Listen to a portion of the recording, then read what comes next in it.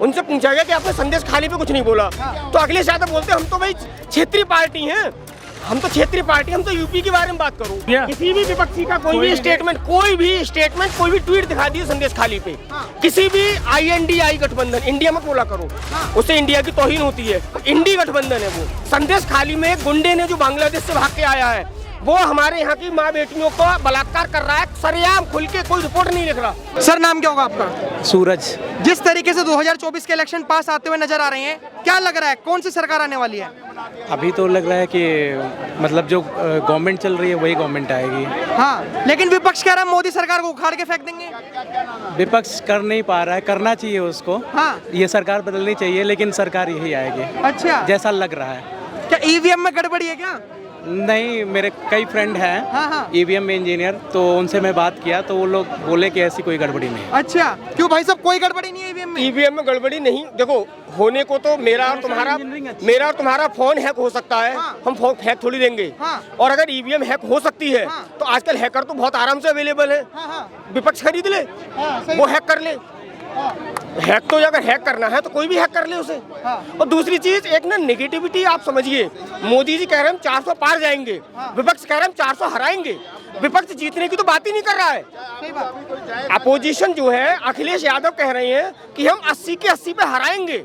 उन्होंने एक बार भी, आप स्टेटमेंट मुझे किसी भी समाजवादी पार्टी वाले का दिखा दीजिए, कांग्रेस का, कि हम 80 के 80 जीतेंगे। ये स्टेटमेंट केवल बीजेपी वाले ही देंगे, तो सबसे पहले उनके माइंड में ही पॉजिटिविटी नहीं है, तो वो कहाँ से क्या करेंगे। कल मैं अखिलेश यादव का एक जगह का इंटरव्यू सुन रहा था, उनसे पूछा गया कि आपने संदेश खाली पे कुछ नहीं बोला, तो अखिलेश यादव बोलते हम तो भाई क्षेत्रीय पार्टी हैं, हम तो क्षेत्रीय पार्टी, हम तो यूपी के बारे में बात करूँ। तो फिर लोकसभा चुनाव लड़ी क्यों रही हो? केवल विधानसभा चुनाव लड़िए। अगर ये आप देख लेना, मैं नाम आपके सामने कहो तो वो नविका कुमार जी के साथ में इंटरव्यू था उनका, अखिलेश यादव जी से उन्होंने पूछा कि आपका संदेश खाली पे के बारे में क्या कहेंगे, तो बोलते हम तो क्षेत्रीय पार्टी हैं, हमें यूपी के बारे में पूछिए। तो फिर आप लोकसभा चुनाव लड़ क्यों रही हैं? पब्लिक उनको क्यों वोट देगी? लेकिन एक बात बताइए, भीम आर्मी कहाँ चली गई जो कहती है हम दलितों की आवाज है, लेकिन संदेश खाली में तो 80% से ज्यादा लोग दलित हैं। मैं तो वही कह रहा हूँ, ये तो मेरा ही क्वेश्चन है, आप मेरे से पूछ रहे हो। सरकार नहीं है ना, ये तो मेरा ही क्वेश्चन है। भाजपा सरकार नहीं है, इसलिए राहुल गांधी जहाँ भाजपा सरकार होती है ये मुद्दे वहीं पे आते हैं, उसके अलावा कहीं नहीं आते। अच्छा, मतलब देश का राज्य मणिपुर हो सकता है, बंगाल नहीं हो सकता? नहीं, कहाँ गए आप बताओ ना, एक भी गया? किसी भी विपक्षी का कोई भी स्टेटमेंट, कोई भी ट्वीट दिखा दिए संदेश खाली पे, किसी भी INDI गठबंधन, इंडिया मत बोला करो, उससे इंडिया की तौहीन होती है, इंडी गठबंधन है वो। उसका किसी भी एक आप ट्वीट, कोई भी बाइट दिखा दीजिए जो संदेश खाली को लेके कहा हो। और मणिपुर में जो हुआ था वो दो समाज के बीच में हुआ था, वो एक आपसी लड़ाई थी। संदेश खाली में एक गुंडे ने जो बांग्लादेश से भाग के आया है, वो हमारे यहाँ की माँ बेटियों को बलात्कार कर रहा है, सरेआम खुल के, कोई रिपोर्ट नहीं लिख रहा। दोनों में बहुत अंतर है, दोनों का। बात बताइए, TMC का जो नेता जो शाहजहां शेख है, जिसने करा था ये, जब अरेस्ट हो गया, जब कोर्ट के पास पेश हुई, तो सीना चोला क्या रहा है? ममता बनर्जी का संरक्षण है। फॉर लाइटर नोट, जिस पार्टी का नाम ही TMC हो उसके बारे में बात क्या करनी है? जिस पार्टी का नाम ही TMC हो उस पार्टी के बारे में बात ही क्या करनी? For lighter note. तो लग रहा है कि 2024 में ममता बनर्जी अकेले उखाड़ देगी। 2024 में कुछ होना ही नहीं है। देखो, राहुल गांधी के लिए सबसे पहली चीज, राहुल गांधी पीछे मैडम कर रही हैं।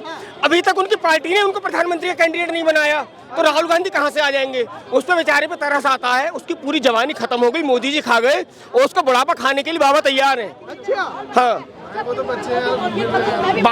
बाबा उसका बुढ़ापा खा जाएंगे, उसकी जवानी मोदी जी खा गए। लग रहा है कि बंगाल को भी उत्तर प्रदेश मॉडल की जरूरत है। बंगाल बहुत जरूरत है, बाबा की जरूरत है। बाबा होंगे, लोग कहते हैं कि डराते हैं, तो मैं कह रहा हूँ डराते किसको हैं? जो उग्रवाद फैलाते तो उनको डराते ना, तो ये तो अच्छी बात है। यूपी में अब दिखा दी कोई भी कांड हो रहा हो। अच्छा। एक तौकीर रजानी, बरेली के रहने वाला हूँ, जरा सी घुड़की दी थी। एक जो यूपी जो हल्द्वानी का जो कांड हुआ था, उसको लेके जरा सा बोला था, एक ही दिन निकले थे, उसके बाद तो दोबारा नहीं देखे। आपको कैसा लगता है कि मोदी सरकार कैसा काम कर रही है? मेरे हिसाब से तो अच्छा काम कर रही है। लाइक आपको लगता है डिक्टेटरशिप चल रही है मोदी जी की सरकार में? हाँ, थोड़ी बहुत चल रही है, और मतलब एक तगड़ा अपोजिशन आना चाहिए जो उसके प्रति काम करे। लेकिन ये बताइए डिक्टेटरशिप किस तरीके की चल रही है? मतलब क्योंकि ये हो रहा है कि उनके पास एक वो पॉइंट है कि जैसे मंदिर वाला जो पॉइंट है, उसमें उन्होंने काम करे, तो उस पर वो वोट ले रहे हैं। तो एक ऐसा अपोजिशन आना चाहिए जो इन सब से हट के काम करे कुछ। जो हमारे एजुकेशन पे, हेल्थ पे, इन सब पे, मतलब मंदिर वाला तो वो अच्छा था, वो हो गया जो होना था, बट अब उससे आगे हमें बढ़ना चाहिए, हमें अदर चीज़ में कम्पिटिट करना चाहिए।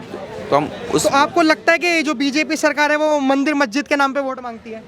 ऐसा नहीं है मंदिर मस्जिद के नाम पे वोट मांगती है, बट मेरा ये मानना है कि अब उससे हमें आगे बढ़ना चाहिए हाँ। और हमें अब आगे लेकिन अभी रिसेंटली ध्रुव राठी की एक वीडियो आती है और उस वीडियो में लिखा जाता है कि मोदी डिक्टेटरशिप के तानाशाही है ये जो सरकार है प्रेजेंट में। क्या आपको ये लगता है कि रियलिटी में मोदी सरकार तानाशाही है? मतलब ऐसा मैं नहीं बोल सकता कि पूरा तानाशाही, क्योंकि लोग ही उन्हें चुन के ला रहे हैं, हाँ। लोगों को पसंद है मोदी इस वजह से, तो ये तो नहीं, मैं नहीं बोलूँगा कि डिक्टेटरशिप है। अच्छा अच्छा। हाँ।